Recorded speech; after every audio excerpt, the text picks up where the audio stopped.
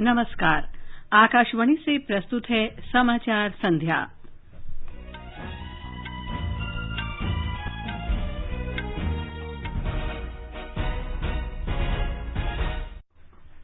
प्रधानमंत्री नरेंद्र मोदी ने कहा, गुणवत्ता और विश्वसनीयता ब्रांड इंडिया के स्तंभ होनी चाहिए। राष्ट्रीय मापिकी सम्मेलन 2021 का उद्घाटन किया। केंद्र सरकार और किसान संगठनों के बीच 7वें दौर की वार्ता आज नई दिल्ली में संपन्न। अगली बैठक शुक्रवार को। देश में कोविड से स्वस्थ होने की दर 96.19% हुई। सूचना और प्रसारण मंत्री प्रकाश जावड़ेकर ने कहा, सरकार ने सभी मंत्रालयों और विभागों को डिजी लॉकर को अपनाने के लिए तेजी से काम करने को कहा। और भारत ने आज अंटार्कटिका के लिए 40वां वैज्ञानिक अभियान शुरू किया।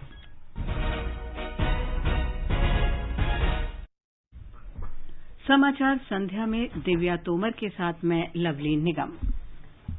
कोविड महामारी के खिलाफ देश एकजुट होकर लड़ रहा है। आप भी हमारे साथ सुरक्षा और बचाव के 3 आसान एहतियाती उपायों का संकल्प लें। मास्क पहनें, 2 गज दूरी है जरूरी, सुरक्षित दूरी बनाए रखें, हाथ और मुंह साफ रखें। और अब समाचार। प्रधानमंत्री नरेंद्र मोदी ने कहा है कि गुणवत्ता और विश्वसनीयता ब्रांड इंडिया के आधार स्तंभ होनी चाहिए। वीडियो कॉन्फ्रेंस के माध्यम से आज राष्ट्रीय मापिकी सम्मेलन 2021 के उद्घाटन सत्र में प्रधानमंत्री ने ये बात कही। भारतीय वैज्ञानिकों और तकनीकी विशेषज्ञों द्वारा हासिल की गई सफलताओं की सराहना करते हुए श्री मोदी ने विशेष रूप से देश में तैयार किए गए 2 कोरोना टीकों का उल्लेख किया। प्रधानमंत्री ने कहा कि देश में शीघ्र ही विश्व का सबसे बड़ा टीकाकरण अभियान शुरू किया जाएगा। नया साल अपने साथ एक और बड़ी उपलब्धि लेकर आया है। भारत के वैज्ञानिकों ने एक नहीं 2 made in India Covid vaccine विकसित करने में सफलता पाई है। भारत में दुनिया का सबसे बड़ा कोविड वैक्सीन प्रोग्राम भी शुरू होने जा रहा है। इसके लिए देश को अपने वैज्ञानिकों के योगदान पर बहुत गर्व है। प्रधानमंत्री ने कहा कि उद्योग और संस्थाओं के बीच बेहतर सहयोग स्थापित करने के सरकार के प्रयासों से देश में कई विश्व स्तरीय अनुसंधान केंद्रों की स्थापना हुई है। उन्होंने कहा कि सरकार के प्रयासों से भारत इस समय विश्व नवाचार रैंकिंग में पहले 50 देशों में शामिल है।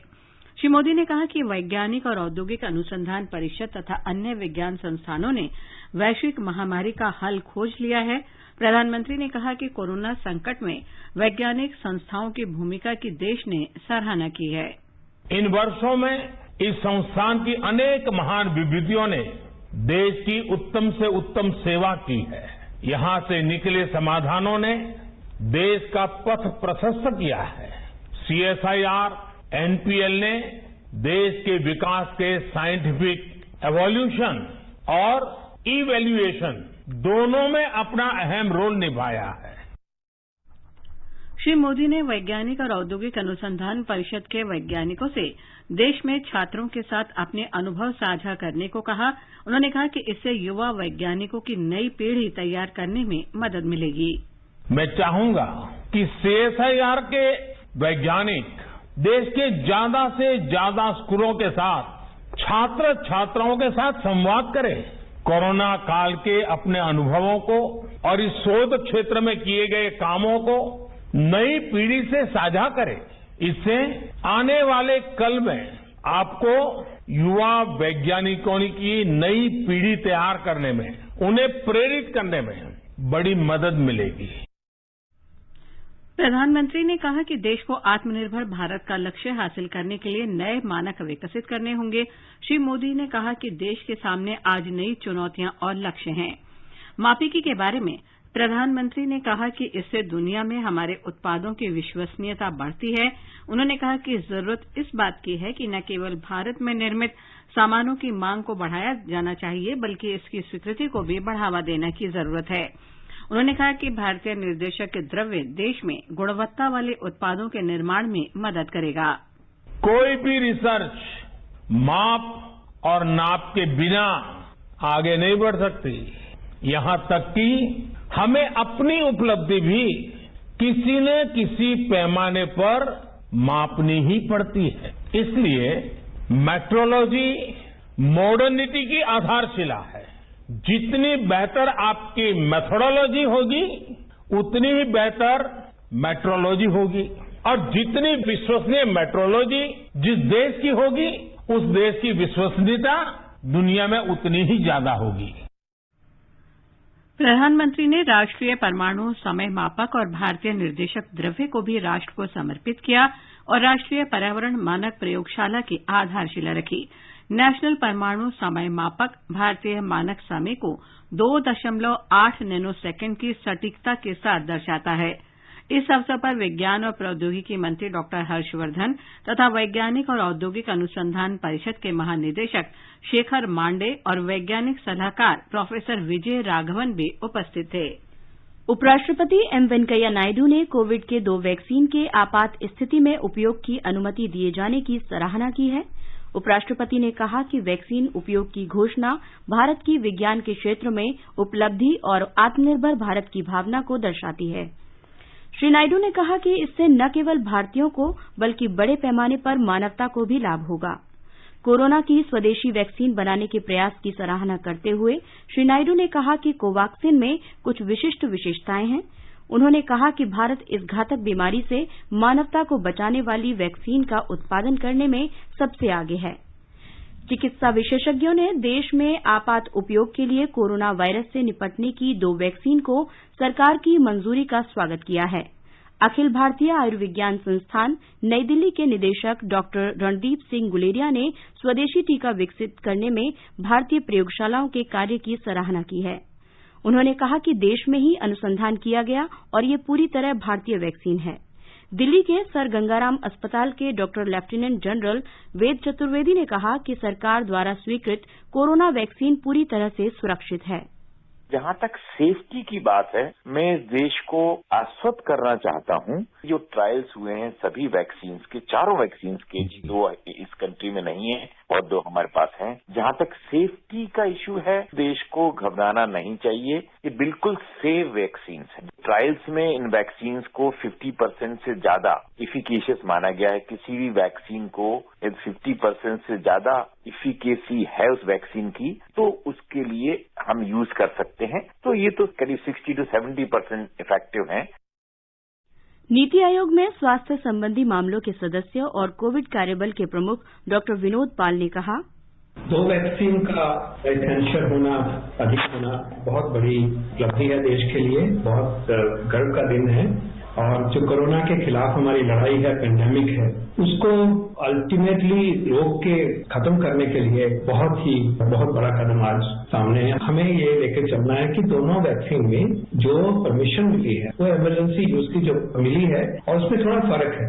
जो सीरम वैक्सीन को इश्यूड है उसके बारे में साधारण कंडीशंस हैं जो कि हम इमरजेंसी यूज में लेते हैं। एम्स के निदेशक डॉक्टर रणदीप गुलेरिया ने कहा कि कोविड का टीका शुरू में कोरोना योद्धाओं जैसे प्राथमिकता वाले समूहों को लगाया जाएगा।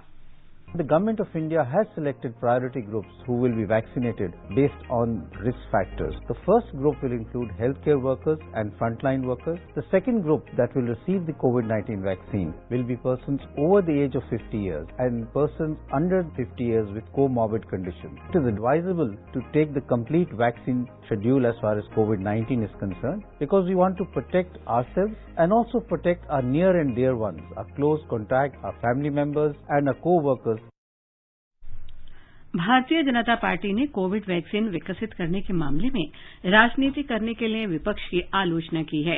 नई दिल्ली में आज पार्टी प्रवक्ता संबित पात्रा ने कहा कि कोरोना वैक्सीन पर राजनीति करना दुखद है। उन्होंने कहा कि पार्टी के राष्ट्रीय अध्यक्ष जेपी नड्डा ने भी विपक्ष से इस मामले में आत्मचिंतन करने को कहा है। श्री पात्रा ने कहा कि आखिर कांग्रेस देश की 2 वैक्सीन विकसित करने की उपलब्धि से खुश क्यों नहीं है। 2 प्रजाति परेशान है वैक्सीन आने के बाद। कोरोना वायरस बहुत परेशान है और कांग्रेस पार्टी बहुत परेशान है। समझ में आ रहा है कोरोना वायरस क्यों परेशान है, क्योंकि कोरोना वायरस के दिन अब गिने चुने रह गए। कांग्रेस क्यों परेशान है, इसका जवाब कांग्रेस को ही देना पड़ेगा। आखिर कांग्रेस और ये ऑपोजिशन पार्टी भारत के साइंटिस्ट हैं, उनके आत्मबल को, उनके कॉन्फिडेंस को तोड़ना क्यों चाहती है, क्या कारण है।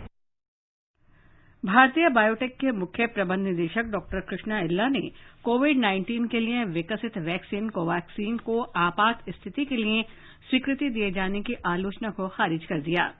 वीडियो कॉन्फ्रेंस के जरिए आज संवाददाताओं से बातचीत में उन्होंने कहा कि भारत बायोटेक लिमिटेड द्वारा विकसित कोवैक्सीन किसी भी तरह से अन्य देशों द्वारा विकसित की गई वैक्सीन से कम नहीं है।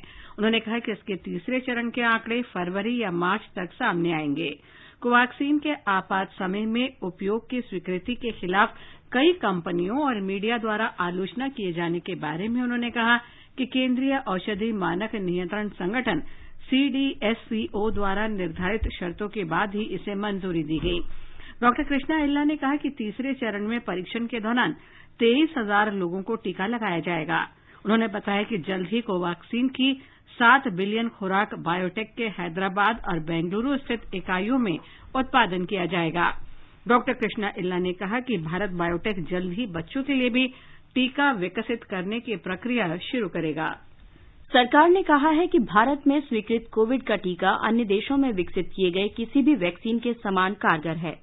स्वास्थ्य मंत्रालय ने कोविड के टीके से संबंधित विभिन्न पहलुओं के बारे में बार-बार पूछे जाने वाले सवालों की एक श्रृंखला जारी की है। क्या कोरोना की वैक्सीन सभी को एक साथ दी जाएगी? सरकार ने उच्च जोखिम वाले समूहों को प्राथमिकता पर वैक्सीनेशन के लिए चिन्हित किया है। पहले समूह में हेल्थ केयर और फ्रंट लाइन वर्कर शामिल हैं। दूसरे समूह में 50 वर्ष से अधिक उम्र के व्यक्ति तथा वे लोग जो पहले से ही किसी रोग से ग्रसित हैं। इसके बाद वैक्सीन को अन्य सभी जरूरतमंदों को उपलब्ध कराया जाएगा। क्या कोई व्यक्ति बिना पंजीकरण के कोरोना वैक्सीन प्राप्त कर सकता है? नहीं, कोरोना वैक्सीन के लिए पंजीकरण अनिवार्य है। पंजीकरण के बाद ही सत्र स्थल और समय की जानकारी साझा की जाएगी। यदि कोई व्यक्ति स्थल पर फोटो आईडी दिखाने में असमर्थ है तो क्या उसे वैक्सीन लगाया जाएगा? फोटो आईडी पंजीकरण स्थल पर पंजीकरण और सत्यापन दोनों के लिए जरूरी है ताकि यह सुनिश्चित किया जा सके कि इच्छित व्यक्ति को वैक्सीन लगाया गया है। ये समाचार हमारी वेबसाइट newsonair.com/hindi और हमारे mobile app news on AIR पर भी उपलब्ध हैं। चलो मिलकर एक शुरुआत करें, चलो एक फैसला आज करें, मास्क नहीं तो टोकेंगे, कोरोना को रोकेंगे, चलो एक इरादा करते हैं, चलो कुछ वादा करते हैं, मास्क नहीं तो टोकेंगे, कोरोना को रोकेंगे। ये आकाशवाणी है। केंद्र सरकार ने आज नई दिल्ली में विज्ञान भवन में किसानों से संबंधित मुद्दों पर किसान संगठनों के साथ 7वें दौर की बातचीत की। बैठक में केंद्रीय कृषि मंत्री नरेंद्र सिंह तोमर, वाणिज्य और उद्योग मंत्री पीयूष गोयल तथा वाणिज्य और उद्योग राज्य मंत्री सोम प्रकाश और विभिन्न किसान संगठनों के प्रतिनिधियों ने भाग लिया। बैठक के बाद पत्रकारों से बातचीत में कृषि मंत्री ने कहा कि सरकार चाहती है कि किसान संगठन तीनों कृषि कानूनों पर चर्चा करे, लेकिन बैठक बेनतीजा रही। श्री तोमर ने कहा कि सरकार और किसान संगठनों ने मुद्दे के सौहार्दपूर्ण समाधान के लिए आगे की चर्चा के लिए 8 जनवरी को बातचीत के लिए बैठक करने का फैसला किया है। सरकार और यूनियन दोनों की रजामंदी के कारण ही 8 तारीख की बैठक तय हुई है। इसका मतलब किसानों का भरोसा सरकार पर है और सरकार के मन में किसानों के प्रति सम्मान और संवेदना है। मैं समझता हूँ चर्चा जिस हिसाब से चल रही है उसके आधार पर मैं कह सकता हूँ कि कुल मिला के किसानों की मान्यता ये है कि सरकार इसका रास्ता ढूंढे और हम सब लोगों को आंदोलन समाप्त करने का अवसर। पहले की बैठक के दौरान कृषि मंत्री ने किसान नेताओं को भरोसा दिलाया कि सरकार उनके मुद्दों का हल करने के लिए प्रतिबद्ध है और दोनों पक्षों को एक सद्भावपूर्ण समाधान पर पहुंचने के लिए कदम उठाने की जरूरत है। श्री तोमर ने दोहराया था कि न्यूनतम समर्थन मूल्य, एमएसपी और मंडी प्रणाली पहले की तरह जारी रहेगी। गाजियाबाद के मुरादनगर इलाके में छत गिरने की दुर्घटना के सिलसिले में 3 लोगों को गिरफ्तार किया गया है। इनमें नगरपालिका परिषद की कार्यकारी अधिकारी निहारिका सिंह, अवर अभियंता चंद्रपाल और निरीक्षक आशीष शामिल हैं। इस दुर्घटना के संबंध में कल 5 लोगों के खिलाफ प्राथमिकी दर्ज की गई थी। इस बीच इस दुर्घटना में घायल 2 और लोगों की मौत होने से मृतकों की संख्या 25 हो गई है। 13 अन्य लोगों का विभिन्न अस्पतालों में भी इलाज चल रहा है। ये दुर्भाग्यपूर्ण घटना कल मुरादनगर में श्मशान घाट के आश्रय स्थल की छत गिरने से हुई थी। मुख्यमंत्री योगी आदित्यनाथ ने मेरठ की मंडलायुक्त और अपर पुलिस महानिदेशक से घटना की विस्तृत जांच रिपोर्ट मांगी है। सूचना और प्रसारण मंत्री प्रकाश जावड़ेकर ने कहा है कि सरकार ने सभी मंत्रालयों और विभागों को डिजी लॉकर को अपनाने के लिए तेजी से काम करने को कहा है। एक ट्वीट में श्री जावड़ेकर ने आज कहा कि सरकार नागरिकों को बिना किसी परेशानी और उनके अनुकूल सेवा प्रदान करने के उद्देश्य से न्यूनतम सरकार अधिकतम शासन के दृष्टिकोण की दिशा में काम कर रही है। सरकार ने इस साल 1 जनवरी से दस्तावेजों को जारी और उन्हें सत्यापित करने के लिए डिजी लॉकर के साथ अपनी सभी प्रणालियों को एकीकृत करने का निर्णय लिया है। तमिलनाडु के मुख्य निर्वाचन अधिकारी सत्यव्रत साहू ने कहा है कि राज्य में विधानसभा चुनाव 2 चरणों में नहीं होंगे। आज चेन्नई में उन्होंने मीडिया को बताया कि 4 लाख कर्मचारी चुनावी प्रक्रिया में शामिल होंगे। श्री साहू ने बताया कि कोविड को देखते हुए इस बार 30,000 अतिरिक्त मतदान केन्द्रों की स्थापना की जाएगी। उन्होंने बताया कि अंतिम मसौदा मतदाता सूची इस महीने की 20 तारीख को जारी की जाएगी। मध्य प्रदेश सरकार पथराव करने वालों के खिलाफ एक नया कानून बनाने जा रही है। मुख्यमंत्री शिवराज सिंह चौहान ने बताया कि पत्थर फेंकने वाले उपद्रवियों को कठोर दंड दिया जाएगा। मुख्यमंत्री ने बताया कि पत्थर फेंकने की घटनाओं में शामिल लोगों की संपत्ति को जब्त करने के प्रावधान भी इस कानून में शामिल किए जाएंगे। मुख्यमंत्री शिवराज सिंह चौहान ने कहा है कि पत्थरबाजों के खिलाफ कड़ी कार्रवाई और कानून की जरूरत है। मुख्यमंत्री ने कहा कि कोई व्यक्ति शांतिपूर्ण तरीके से अपनी बात रख सकता है और लोकतंत्र इसकी अनुमति देता है, लेकिन पथराव से जान को खतरा है और प्रदेश में इसे बर्दाश्त नहीं किया जा सकता है। पहले इस तरह के अपराध के खिलाफ मामूली कार्रवाई होती थी, लेकिन अब प्रदेश सरकार सख्त सजा के लिए कानून बना रही है। पूजा पी वर्धन, आकाशवाणी समाचार, भोपाल। आगे बढ़ने से पहले मुख्य समाचारों पर एक नजर। प्रधानमंत्री नरेंद्र मोदी ने कहा, गुणवत्ता और विश्वसनीयता ब्रांड इंडिया के स्तंभ होने चाहिए। राष्ट्रीय मापिकी सम्मेलन 2021 का उद्घाटन किया। केंद्र सरकार और किसान संगठनों के बीच 7वें दौर की वार्ता आज नई दिल्ली में संपन्न, अगली बैठक शुक्रवार को। देश में कोविड से स्वस्थ होने की दर 96.19% हुई। सूचना और प्रसारण मंत्री प्रकाश जावड़ेकर ने कहा, सरकार ने सभी मंत्रालयों और विभागों को डिजी लॉकर को अपनाने के लिए तेजी से काम करने को कहा। और भारत ने आज अंटार्कटिका के लिए 40वां वैज्ञानिक अभियान शुरू किया। देश में कोविड स्वस्थ होने की दर 96.19% हो गई है। पिछले 24 घंटे में 19,000 से अधिक लोग स्वस्थ हुए। इसके साथ ही देश में अब तक 99,46,000 से अधिक लोग स्वस्थ हो चुके हैं। उपचार करा रहे लोगों की संख्या कुल संक्रमित व्यक्तियों का केवल 2.36% रह गया है। इस समय देश में लगभग 2,43,000 मरीजों का उपचार चल रहा है। पिछले 24 घंटे में मिले 16,505 नए रोगियों का पता चला। इसके साथ ही कुल संक्रमित व्यक्तियों की संख्या 1,03,00,000 से ज्यादा हो गई है। पिछले 24 घंटे में 214 लोगों की मृत्यु हुई है। इसके साथ ही मृतकों की संख्या 1,49,649 हो गई है। देश में इस समय कोरोना से होने वाली मृत्यु दर 1.45% है, जो अधिकांश देशों की तुलना में बहुत कम है। स्वास्थ्य मंत्रालय ने आज कहा कि कोरोना के नमूनों की हुई जांच में 38 मामलों में ब्रिटेन के नए स्ट्रेन की पुष्टि हुई है। संक्रमित नमूनों में जीनोम के परीक्षण का काम 10 प्रयोगशालाओं में किया जा रहा है। इन सभी संक्रमितों को राज्य सरकार द्वारा नामित स्वास्थ्य देखभाल सुविधा केंद्रों में आइसोलेशन में रखा गया है। इन सभी के घनिष्ठ संपर्कों को भी आइसोलेट कर दिया गया है। स्थिति पर पूरी तरह निगरानी रखी जा रही है और संक्रमण नियंत्रण तथा परीक्षण के लिए राज्यों को लगातार सलाह दी जा रही है। बिहार में कोविड दिशा निर्देशों का कड़ाई से अनुपालन के साथ आज से सभी शैक्षणिक संस्थानों को फिर से खोल दिया गया है। विद्यालयों में 9वीं और उससे ऊपर की कक्षाएं ही लगेंगी। कोरोना महामारी के कारण पिछले साल मार्च से ये संस्थान बंद थे। परिसर में प्रवेश करने से पहले कर्मचारियों और छात्रों के तापमान की जांच की गई। हमारे संवाददाता ने बताया कि स्कूल प्रशासन को निर्देश दिए गए हैं कि वे स्टाफ, शिक्षकों और छात्रों के लिए हैंड सैनिटाइजर, तरल साबुन और डिजिटल थर्मामीटर की व्यवस्था करें। कोरोना संक्रमण के दौर में राज्य में पहली बार शैक्षणिक संस्थान खुल रहे हैं। स्कूलों में आधे बच्चे अभिभावकों की सहमति से आ पाएंगे, बाकी बच्चों को दूसरे दिन बुलाया जाएगा।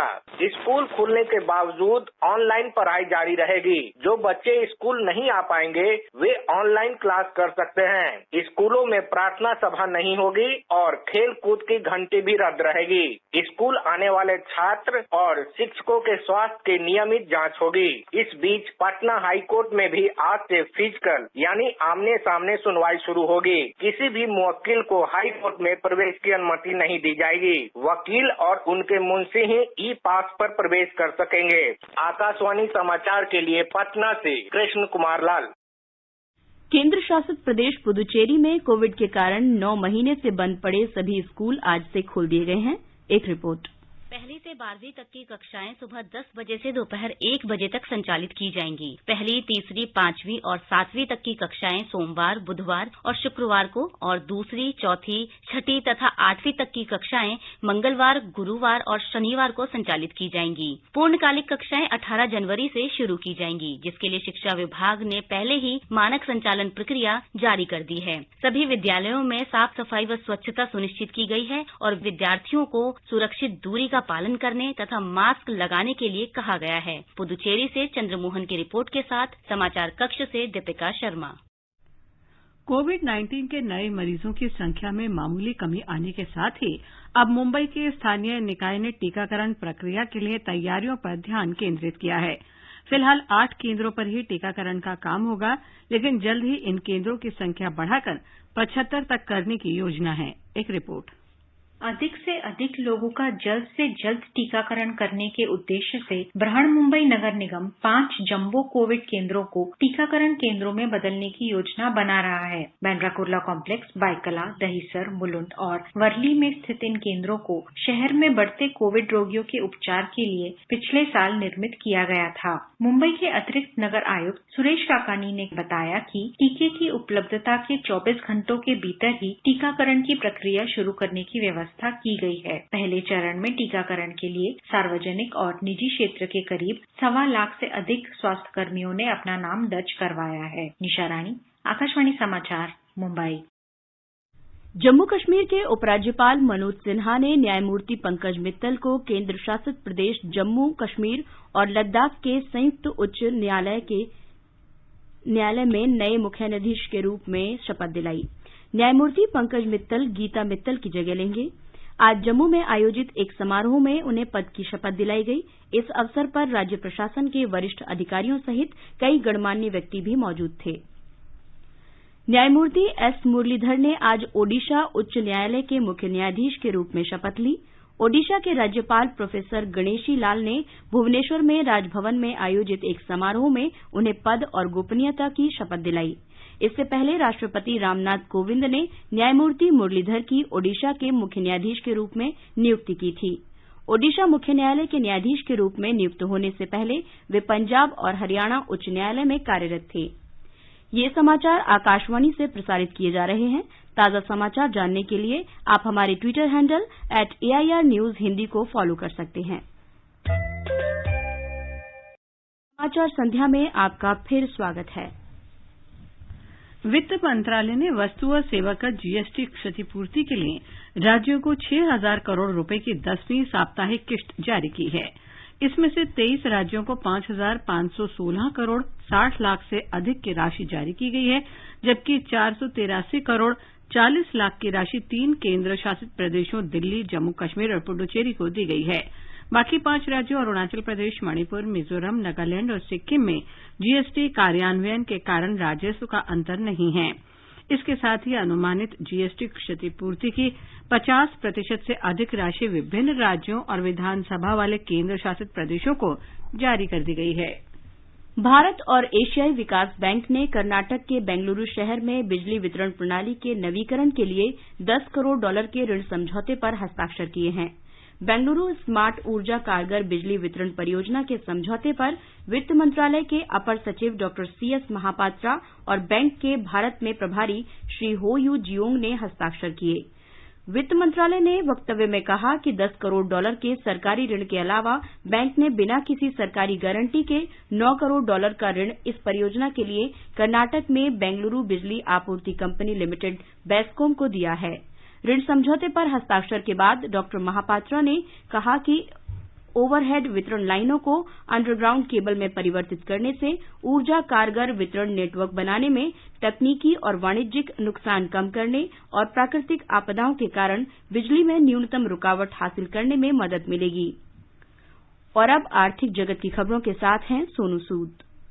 बंबई शेयर बाजार का सेंसेक्स 0.64% की बढ़त से 308 अंकों की वृद्धि दर्ज करता हुआ 48,177 पर बंद हुआ। नेशनल स्टॉक एक्सचेंज का निफ्टी 0.82% की बढ़त के साथ 114 अंक ऊपर 14,133 पर बंद हुआ। मल्टी कमोडिटी एक्सचेंज में सोना 933 रुपए महंगा होकर 51,177 रुपए प्रति 10 ग्राम हो गया। चांदी भी 1,977 रुपए के उछाल से 70,076 रुपए प्रति किलो पर पहुंच गई। भारत ने आज अंटार्कटिका के लिए 40वां वैज्ञानिक अभियान शुरू किया। इसके साथ ही देश के दक्षिणी श्वेत महाद्वीप अंटार्कटिका के वैज्ञानिक अभियान के 4 दशक पूरे हो गए। अभियान के 43 सदस्यों वाले दल को कल गोवा से रवाना किया जाएगा। चार्टर्ड आइल्स क्लास पोत एमवी वासिली गोलोविनिन में सवार ये दल 30 दिन में अंटार्कटिका पहुंचेगा। 43 में से 40 सदस्यों को वहां छोड़ने के बाद ये पोत अप्रैल में भारत लौट जाएगा। ये पोत इससे पहले वहां गए दल को वापस लेकर आएगा। पर्यटन मंत्री प्रहलाद सिंह पटेल ने कहा है कि भारत में यात्रा को सुगम बनाने के लिए गूगल को सरकार के साथ मिलकर गूगल पर्यटन मानचित्र तैयार करने को कहा गया है। आकाशवाणी के साथ विशेष साक्षात्कार में उन्होंने कहा कि सरकार देश में दूर दराज के इलाकों तथा यात्रा सुविधाएं उपलब्ध कराने के लिए पर्यटन राजमार्गों के निर्माण का कार्य कर रही है। स्वदेश दर्शन में कनेक्टिविटी को लेकर था कि जो गैप्स रह जाते हैं, अगर 2 मॉन्यूमेंट्स के बीच में कोई अंतर है, रास्ता नहीं है, कोई जन सुविधाएं नहीं है, तो उनको इंटरकनेक्ट करके कि यदि कोई टूरिस्ट सीधे एनएच पे जा रहा है और उसको अगर कोई अच्छा कनेक्टिविटी मिले और उसको एक स्मारक और देखने के लिए मिले, तो वो अगर कनेक्टिविटी हो तो वो देखते हुए जा सकते। इस साक्षात्कार के अंश हमारे स्पॉटलाइट कार्यक्रम में आज रात 9:15 बजे से एफएम गोल्ड चैनल तथा अतिरिक्त मीटरों पर सुने जा सकते हैं। समूचे उत्तर भारत में शीतलहर जारी है। उत्तर प्रदेश में कुछ स्थानों पर हुई ओलावृष्टि और लगातार बारिश के बाद ठिठुरन और बढ़ गई है। प्रदेश में मौसम बदलने के साथ ही पारे में और गिरावट आई है। हमारे संवाददाता ने बताया कि राज्य के कई हिस्सों में आज भी बारिश हुई।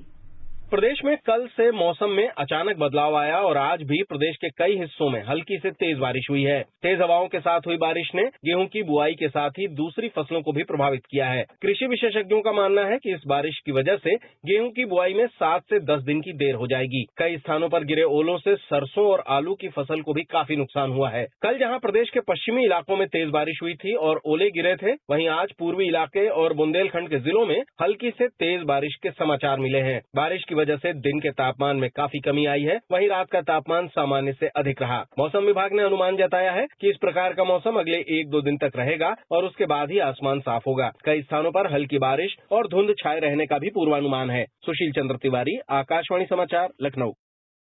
राजस्थान में आज 2 और जिलों में बर्ड फ्लू के संदिग्ध मामले सामने आए हैं। राज्य के 8 जिलों में अब तक बर्ड फ्लू से पक्षियों की मौत के संदिग्ध मामले सामने आए हैं। भारतीय अंतर्राष्ट्रीय फिल्म महोत्सव के 51वें संस्करण के लिए निर्णायक समिति की घोषणा कर दी गई है। इसमें विश्व के जाने माने फिल्म निर्माता निर्देशकों को शामिल किया गया है। सूचना और प्रसारण मंत्रालय की एक विज्ञप्ति में कहा गया है कि समिति के अध्यक्ष अर्जेंटीना के पाब्लो सीजर होंगे। तमिलनाडु सरकार ने आज से शुरू हो रहे पोंगल त्योहार को देखते हुए राज्य के 2 करोड़ से अधिक राशन कार्ड धारकों को पोंगल उपहार देना शुरू किया है। मुख्यमंत्री ई पलानीसामी ने घोषणा की थी कि लाभार्थियों को उपहार के साथ 2,500 रुपये की नकद राशि भी दी जाएगी। आज विश्व ब्रेल दिवस है। आज ही ब्रेल लिपि के आविष्कारक लुई ब्रेल की जयंती भी है, जिन्होंने दृष्टिबाधित लोगों के लिए ब्रेल लिपि तैयार की थी। लुई ब्रेल का जन्म 4 जनवरी 1809 को उत्तरी फ्रांस के कूप्रेवे में शहर में हुआ था। अंत में मुख्य समाचार एक बार फिर। प्रधानमंत्री नरेंद्र मोदी ने कहा, गुणवत्ता और विश्वसनीयता ब्रांड इंडिया के स्तंभ होने चाहिए। राष्ट्रीय मापिकी सम्मेलन 2021 का उद्घाटन किया। केंद्र सरकार और किसान संगठनों के बीच 7वें दौर की वार्ता आज नई दिल्ली में संपन्न। अगली बैठक शुक्रवार को। देश में कोविड से स्वस्थ होने की दर 96.19% हुई। सूचना और प्रसारण मंत्री प्रकाश जावड़ेकर ने कहा, सरकार ने सभी मंत्रालयों और विभागों को डिजी लॉकर को अपनाने के लिए तेजी से काम करने को कहा। इसके साथ ही समाचार संध्या का ये अंक समाप्त हुआ। नमस्कार।